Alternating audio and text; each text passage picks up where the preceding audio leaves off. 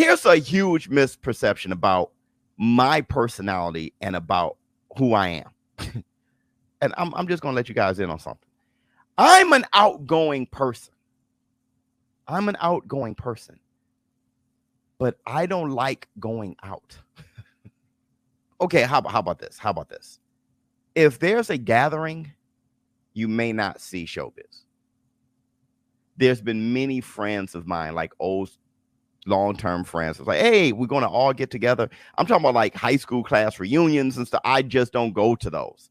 Dude, I've skipped out on funerals, bro. Barbecues, weddings. I don't know what it is. I have this thing, and I wonder why. Like, because every time I do go, it's a fantastic time. It's not like I go places and it's horrible. It's great. Maybe I'm just lazy. I don't feel like, or maybe I love my home. I've always loved my home. Even when I was in projects with my mom and my two brothers. I loved home. I loved home more than stepping outside. And I loved playing outside, but in the house was like paradise. And I've grown up to make a paradise home. Home is where the heart is, but shit, I have a ball just getting up, doing whatever I want. Not an introvert, because I do go places. I can go to a party, and when I go, I'm outgoing. Maybe, you know what it is? I'm trying. When I was a kid, when there was a gathering, there were always an opportunity for me to perform. Because I think they knew that I was outgoing and I was funny as a kid, and I could do the Michael Jackson. I think every kid did the Michael Jackson. But it was like, Biz, like, go do the, Biz, it's your song, And I mean, I'll just start performing, It's the feeling of. And I think there's a pressure I put on myself when I go places, especially with people I know, because it's like a look, like he's going to do something. He's going to, and it's not like I do. And they should expect that. Like, I do say shit and do shit, I don't know. Is that, and I'm not sure if I told you guys this before, but is that on top of, remember being a kid and just tortured, like your mom takes you to her friend's house, or maybe her aunt's house. Oh, and you don't care. There's nothing there. All the cookies are stale. The candy is so grown. It's like just that hard candy. There's no toys there except what she thinks a toy is, right? The little stick with the two balls that you go back at. Pause. I don't know. It's just, you're in the back room where I guess it's like a playroom. It's rickety. I don't know. It's your mom's aunt's house, or you see another kid there. Maybe it's your mom's friend and there's another kid, and you're like, how do you do this, man? Like, how are you here? Like, he has no video games, and he's just like, I don't know what he's into. It's like you're looking at the cartoons he watch, and it's like, you like this? I remember there was a friend I had who he could not watch any of the movies. They were so religious over there. He couldn't. The only time he could watch a movie is when it was made for TV. I'm not sure if you guys are my age, or if they still do this, or they're made for TV movies, or if it was at the movies and it's already been edited. So I remember, like, Batman. Dude, I saw Batman. I'm not sure if I saw it at the movies when I was a kid, but I definitely saw Batman, like VHS. We had the VHS tape. I'm going to get my black two sugars. I mean, I had a black box. Anybody remember what a black box?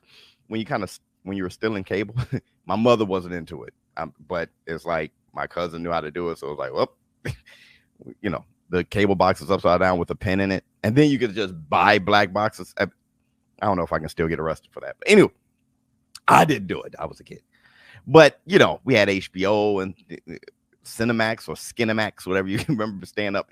I digress. But I mean, I'm 9 years old and I watched Eddie Murphy Raw when I was 8. Okay. And I'm not saying that's what you should do. I came up fine, I guess. And he's a weirdo now. So no, but anywho, I just remember he was excited like Batman's coming on. And I'm like, by that time, I'm like, okay. And he's like, dude, I haven't watched it. I'm like, oh, it's the first time on USA or TBS or I'm like TNT. I'm like, you got to be shitting me. You haven't seen it? He's like, no. And I remember watching it in all these commercials and I'm like, fuck. Because they were so, even Batman, they were so religious. His mom just couldn't take a chance. And I'm just over there like, bro, how do you do this, man? I guess what I'm saying is, I just being brought and visiting places and going as a kid, and then, and then here's the best part, right? You're there and you really want to go and you keep telling your mom that you want to go.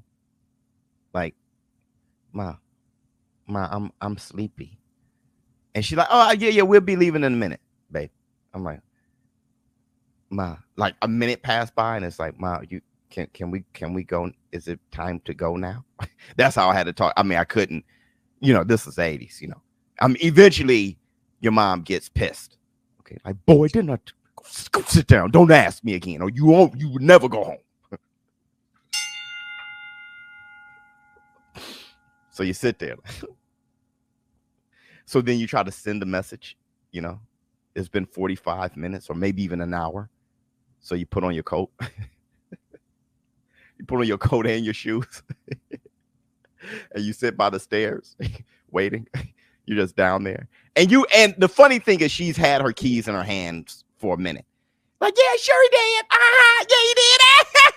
And you can hear the keys like rattling. It's like, yo, bruh, like, I mean, dude, you've had your keys and your purse and your heels. I can hear your heels. Like, geez, Luke, can we? And you're just sitting there, like, and then you start falling asleep. You got. Oh, and it's cold. Oh, it's cold. Like I'm from Chicago, so it's like you got your hands in your sleeves and you just your zipper. You've been biting on your zipper and your nose is running into your zipper and you just sitting there with a hoodie on at the bottom of the stairs, just like, dude.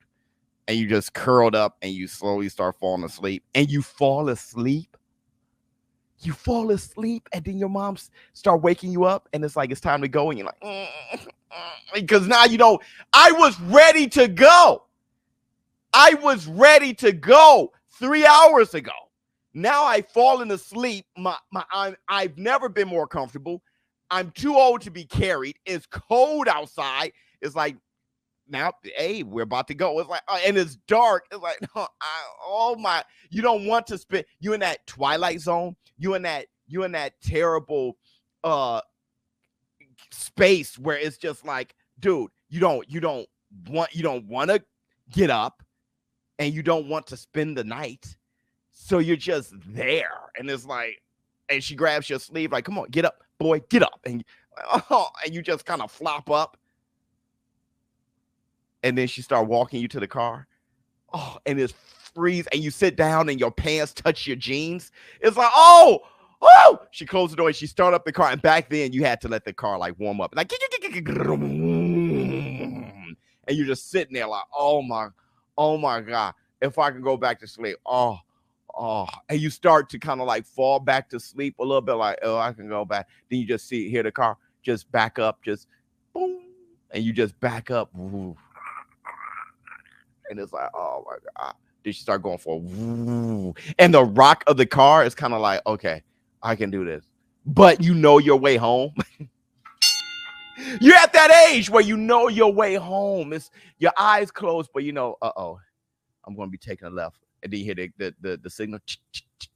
And it's like, and you can picture everything. So while you picturing everything, it's like, there's no way I can fall asleep. I'm picturing.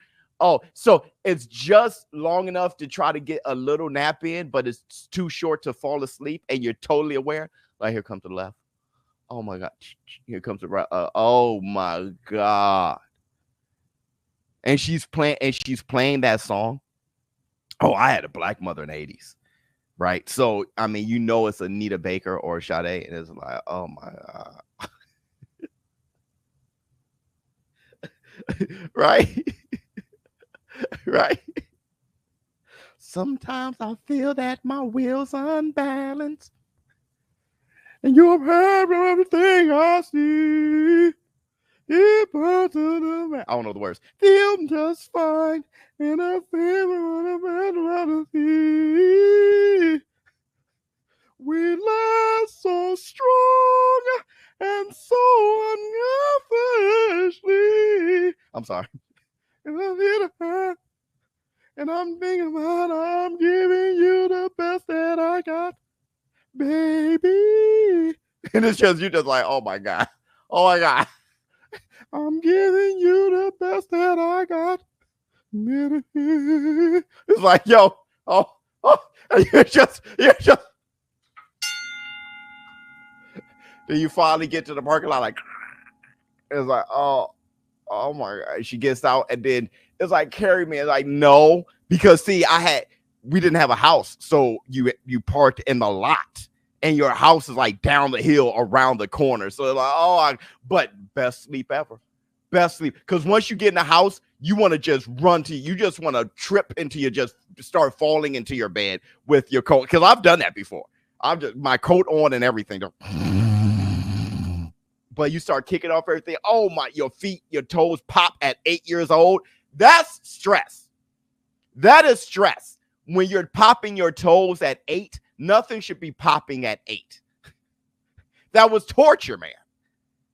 Take off all your clothes and you just get in bed like, oh. And when you wake up, dude, I'm telling you, you're like Dorothy from The Wiz, too. Forget y'all. Not The Wizard of Oz. I'm Dorothy. Not Dorothy. Dorothy from The Wiz. All right? You feel like Dorothy.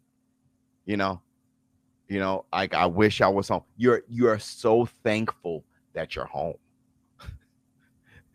And you get up in the morning and it's like my bed, my TV, my shows, my freedom, what I like to do, my mother's cooking, not that shit that I ate over there.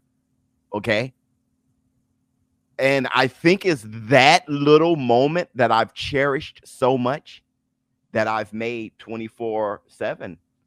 I made that my day 24/7, bro. I've made that little moment is my life. Every moment of my life, I'm home. Like, my wife's cooking, my clothes, my temperature in the house, my bed, all of my jokes, my shit, my coffee.